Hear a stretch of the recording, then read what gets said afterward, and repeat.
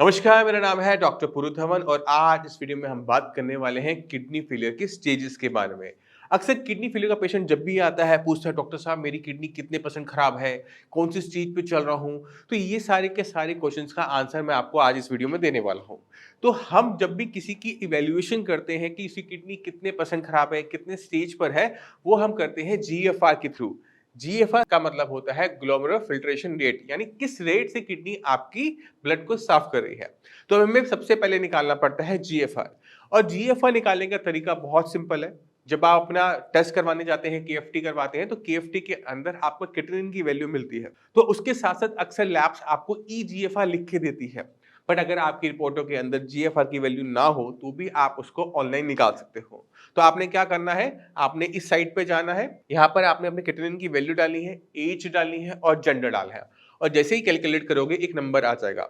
अब ये जो नंबर है ना, इससे हम डिसाइड करेंगे कि आपकी कौन सी स्टेज तक किडनी खराब है। तो शुरुआत करते हैं सबसे पहले स्टेज 1 से। स्टेज 1 का मतलब ये होता है कि किडनी को बिल्कुल थोड़ा सा नुकसान हुआ है। यहाँ पर आपका जीएफआर नॉर्मल आएगा, बिल्कुल 90 प्लस में आ रहा होगा, बट यूरिन के अंदर प्रोटीन लीक हो रहा होगा, यानी किडनी को अभी नुकसान शुरू हुआ है, इसी वजह से स्टेज 1 है। अब चलते हैं स्टेज 2 पे। अगर आपकी जीएफआर की वैल्यू 60 टू 89 के बीच में आ रही है, यानी आपकी जो किडनी है वो स्टेज 2 की खराब है। इसमें आपकी बॉडी में कोई सिम्टम खास पैदा नहीं होता, बहुत थोड़ा सा नुकसान हुआ होता है। आप मान के चलो कि 30% के आसपास किडनी को नुकसान हो चुका होता है और आपके यूरिन में प्रोटीन लीक आउट की दिक्कत हो सकती है। अगर प्रोटीन लीक आउट बहुत हैवी हो रहा है तो ही आपको अपने लेग्स के अंदर स्वेलिंग देखने को मिलेगी। इसके अलावा कोई खास परेशानी इस स्टेज में देखने को नहीं मिलती। अब चलते हैं स्टेज 3 के ऊपर। अगर आपकी जीएफआर की वैल्यू 30 और 60 के बीच में आ रही है तो वो स्टेज 3 होती है। स्टेज 3 कैसी स्टेज होती है जहां पर हमारी बॉडी के अंदर कुछ सिम्टम आ सकते हैं। थकावट से शुरुआत करते हैं। सबसे पहले जो कॉमन हमें दिक्कत देखने को मिलती है वो है कि थकावट। पेशेंट को चलने में, उठने में, बैठने में बहुत जल्दी थकावट होनी शुरू होती है। बैक एक हो सकता है, बट बहुत ज़्यादा सिम्पटम इस कंडीशन के अंदर भी नहीं आते। इस स्टेज को 2 हिस्सों में बाँटा गया है, 3A और 3B।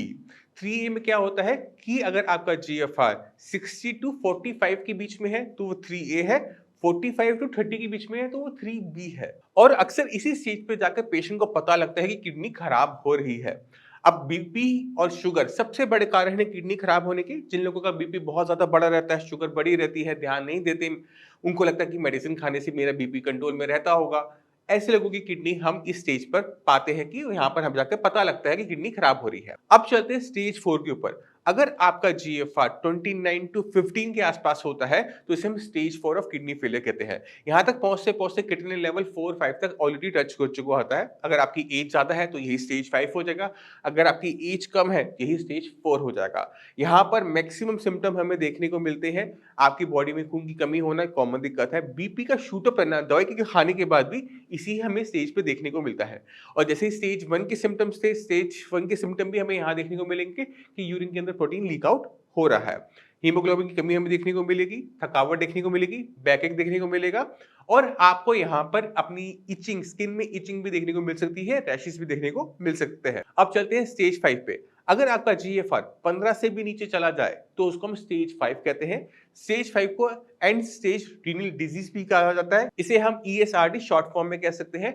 यानी यहाँ पर किडनी को बदलने की जरूरत होती है और यहाँ पर जब हम पहुंच जाते हैं तभी डॉक्टर आपको डायलिसिस एडवाइस करते हैं कि अब आपकी बॉडी इस किडनियों पे सर्वाइव नहीं कर पाएगी, सस्टेन नहीं कर पाएगी, यहाँ पर आपको डायलिसिस की या फिर ट्रांसप्लांट की जरूरत है। अब आपकी किडनी किसी भी स्टेज पर हो सकती है, बट कभी भी आपको किडनी को लेकर घबराने की बहुत ज्यादा जरूरत नहीं होती। आपको बीमारी को समझना पड़ता है। किडनी कभी भी अपने आप खराब नहीं होती, उसके पीछे कोई ना कोई कारण जरूर होता है और 80% पेशेंट के अंदर हमें बीपी और शुगर देखने को मिलता है और ये दोनों ही बीमारी बहुत इजीली मैनेजेबल है। अगर आप अपना बीपी और शुगर कंट्रोल कर लेते हो तो किडनी और खराब होना बंद कर देती है। जब वो और खराब होना बंद कर देती है तभी किडनी अपने फंक्शंस को सुधार सकती है, जैसे आप इस रिपोर्ट में देखो। तो आपने खुद देखा, रिपोर्टों में चेंजेस आ सकते हैं, जीएफआर बढ़ाया जा सकता है, क्रिएटिनिन घटाया जा सकता है, बट उसके लिए आपको बीमारी को बहुत अच्छे तरीके से टैकल करना पड़ता है। ना सिर्फ आपको अपनी बीमारी को अंडरस्टैंड करना है, आपने अपनी डाइट का भी बहुत अच्छे तरीके से ध्यान रखना होता है। अगर आप कोई भी चीज़ ज़रूरत से ज़्यादा खाओगे तो दिक्कत है, ज़रूरत से कम खाओगे तो दिक्कत है। अगर आपने प्रोटीन इंटेक बंद कर दिया, बॉडी में दिक्कत आएगी। प्रोटीन इंटेक ज़्यादा कर लिया, क्रिएटिनिन बढ़ जाएगा। इसी तरह से अगर आप ऑयली सामान ज़्यादा खा रहे हो, डीप फ्राइड ज़्यादा खा रहे हो, तो यूरिया के लेवल बहुत तेज़ी से बढ़ने शुरू हो जाते हैं। तो बहुत सारी चीज़ों पे काम करना पड़ता है इस किडनी को सँभाले रखने के लिए। अगर आपके माइंड में कोई भी डाउट है, कुछ भी पूछना चाहते हो, तो डॉक्टर्स की टीम पूरी अवेलेबल होती है। आप मुझसे भी आके मिल सकते हो और किसी भी स्टेज पर आप क्यों ना हो, आपकी बीमारी को बहुत अच्छे तरीके से हैंडल किया जा सकता है, जैसे मैंने आपको दिखाया। इसी के साथ आपसे विषय में चलने की आज्ञा चाहूँगा। मिलते हैं अगली वीडियो में, तब तक के लिए नमस्कार।